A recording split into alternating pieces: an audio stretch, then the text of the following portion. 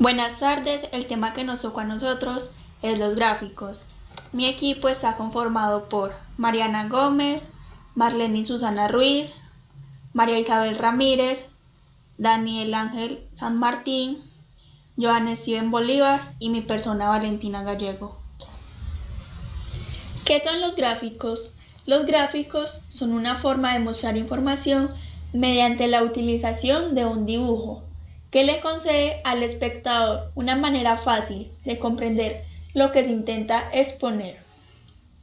Además, son de gran utilidad cuando se tienen que publicar estadísticas, comparar cantidades y expresar tendencias.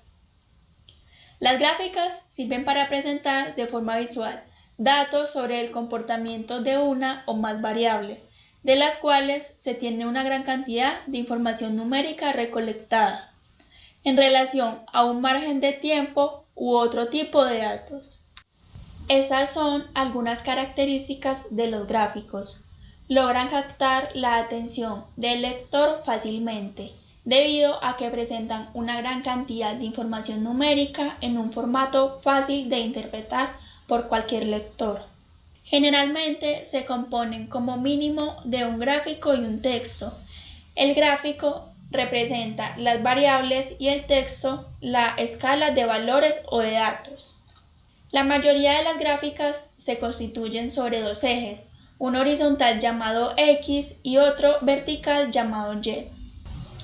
Aquí tenemos algunos tipos de gráficos, como el histograma, la ojiva, el diagrama de dispersión y el diagrama circular. A continuación, mis compañeros les explicarán cada uno más detalladamente. Bueno, a continuación vamos a hablar un poco de los histogramas. Los histogramas son representaciones gráficas en forma de barras que simbolizan la distribución de un conjunto de datos y sirven para obtener como una vista general de una distribución de una población, de una muestra, con respecto a una característica cuantitativa y continua. Entonces, también nos sirven como resumen gráfico de la variación de un conjunto de datos. La naturaleza gráfica del histograma nos permite ver patrones que son difíciles de observar en una simple tabla numérica. De esta manera ofrece una visión de grupo, permitiendo observar una preferencia o tendencia por parte de la muestra o población por ubicarse hacia una determinada región de valores dentro del espectro de valores posibles que pueda adquirir la característica. El histograma se hace en el plano cartesiano, tomando las X como la variable independiente y la Y como la variable dependiente. En estos casos, la variable independiente serían las X sub I y la variable dependiente sería la frecuencia que se quiera mostrar en el histograma. Puede ser relativa o absoluta. Y en ese plano cartesiano pues se van realizando barras tomando el valor de las X sub I en el eje X y el valor de las frecuencias se ubican en el eje Y. Es importante señalar que el histograma se construye cuando la variable del estudio, la del eje horizontal, es cuantitativa. En cambio, si fuera cualitativa, se elaboraría mejor a preferencia un diagrama de barras o un gráfico circular. Debemos tomar en cuenta además que la variable de estudio u observación no necesariamente es continua, como el peso o la altura. Así puede ser, como en el caso de la edad, que solo se toma valores enteros. Por ejemplo, no se suele decir que alguien tiene 1.5 años. Y otro punto importante a considerar es que la variable del eje X puede estar presentada en rangos, pero también como valores fijos. Es decir, puede ser que un grupo de personas estén agrupadas en función del número de comidas que llevan al día, 1, 2, 3, 4 o 5. Ahora vamos a ver los tipos de histogramas. Para entender un poco mejor los simples, que son los de frecuencias absolutas y frecuencias relativas, debemos entender que la frecuencia absoluta es el número de veces que se repite algo. Entonces, los histogramas de frecuencias absolutas, mediante la altura de las barras, muestran eso, el número de veces que se repite algo.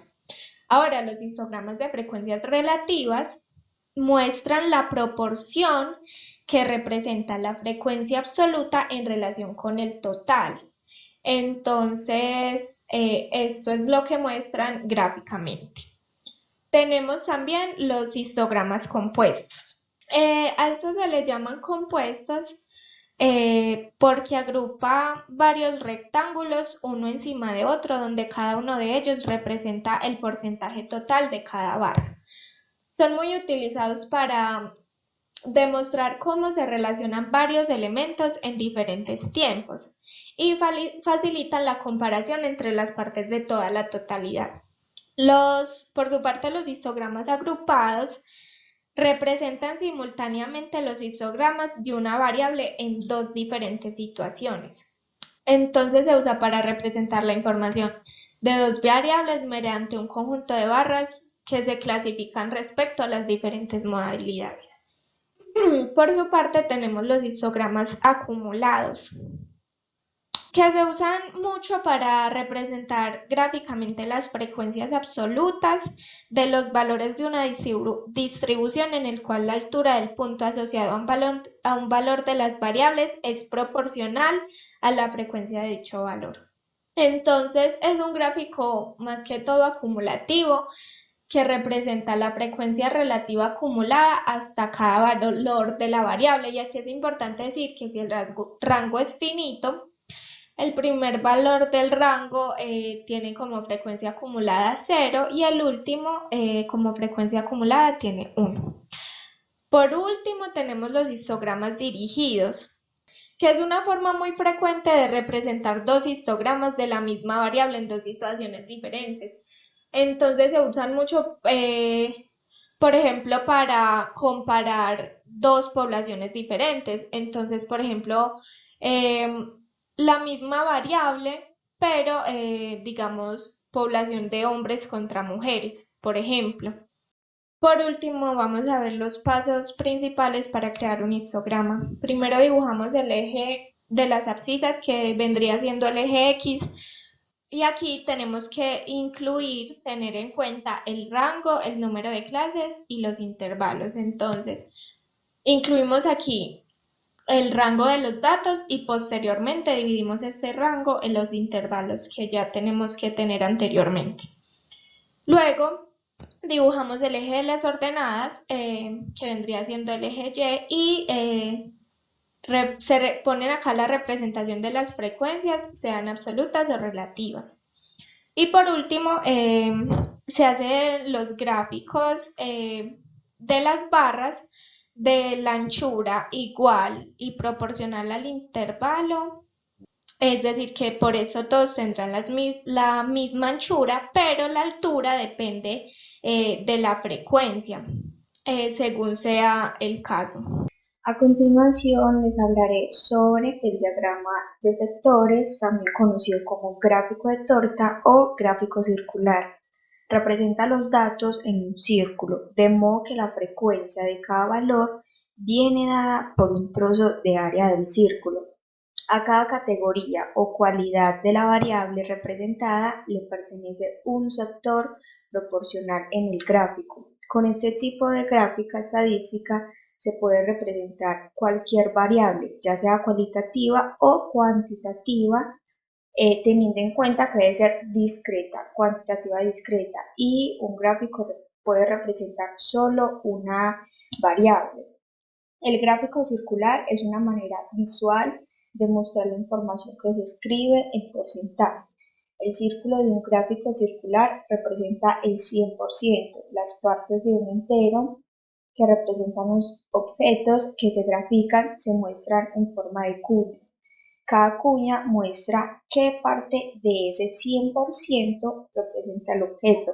Se utiliza para representar la proporción de elementos de cada uno de los valores de la variable. Y bueno, por este lado veremos algunas muestras de gráficos.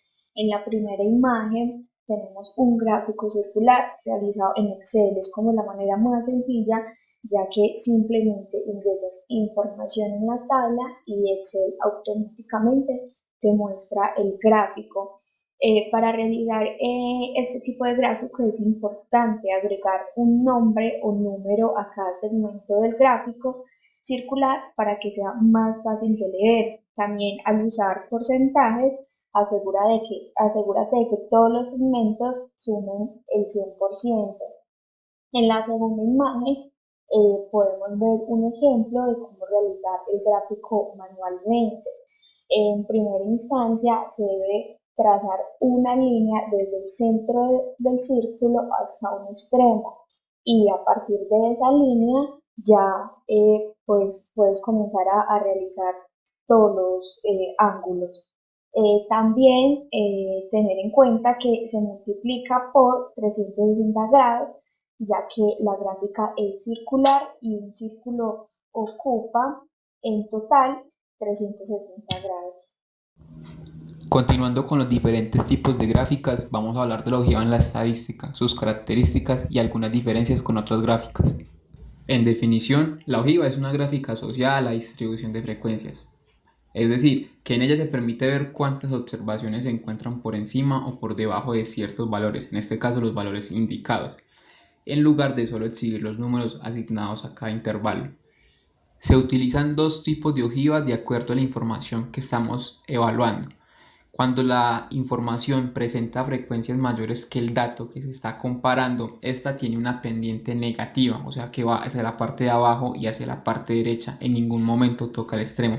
En cambio, cuando la asignación o la información tiene valores menores, esta tendrá una pendiente positiva, sube hacia la parte de arriba, igual sigue ascendiendo hacia la parte derecha. La ojiva en los diferentes tipos de gráficas es una gráfica similar al polígono de frecuencias, pero estas no son iguales. A continuación vamos a ver un poco de sus diferencias y cómo gráficamente se distinguen. Teniendo en cuenta que las ojivas y los polígonos de frecuencia tienen dos diferencias específicas, es por esto que la aplicación de la técnica es parcial. Vamos a ver estas dos diferencias. Como lo pueden ver en las gráficas, tanto la ojiva como el polígono de frecuencia tienen líneas que hacen surcos de acuerdo a las valoraciones. En un extremo de la ojiva no se toca el eje horizontal. Como pueden ver, la ojiva no arranca directamente desde el punto inicial, sino desde el valor determinado o encima del valor. Nunca toca la línea. Este mismo caso es para la ojiva mayor que hace la comparación pero de derecha a izquierda.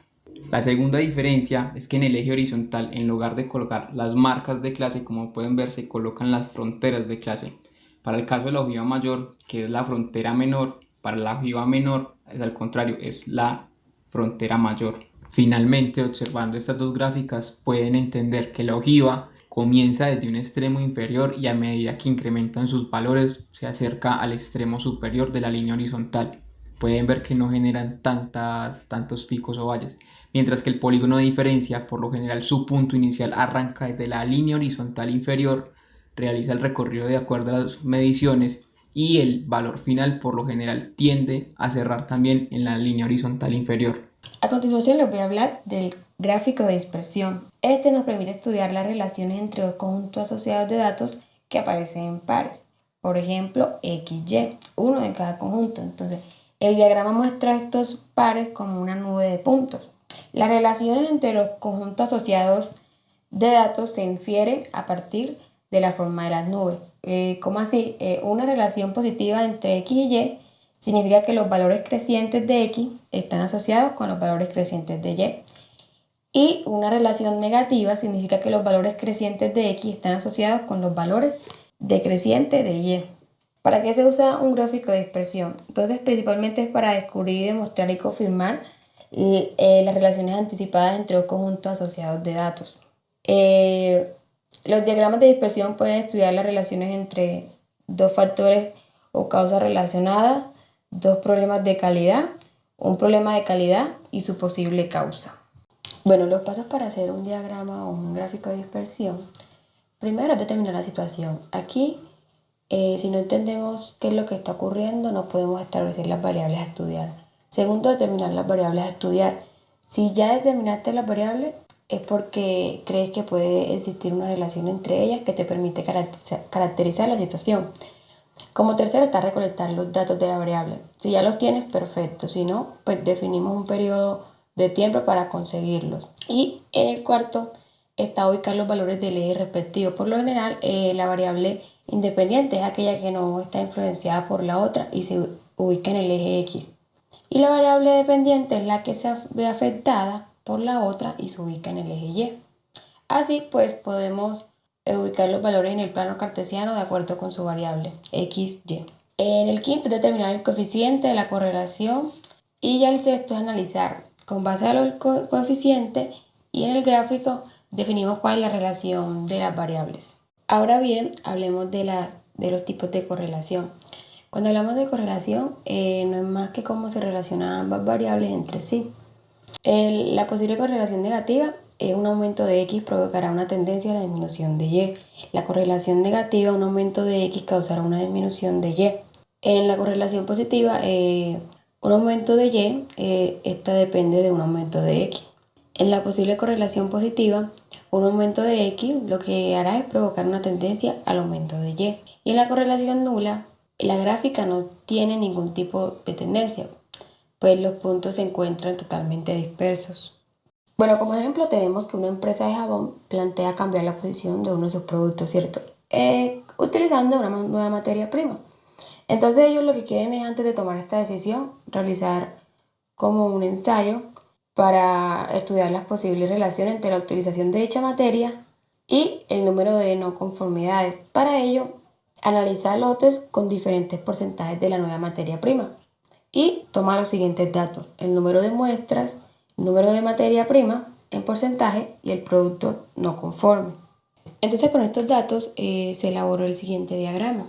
Aquí podemos ver que tenemos una correlación negativa, porque a medida que aumenta el porcentaje de la nueva materia prima, disminuye el número de productos no conformes. Con estos resultados, la empresa puede plantearse la introducción de la nueva materia prima, aunque debería combinarlo con otras herramientas para tomar una mejor decisión.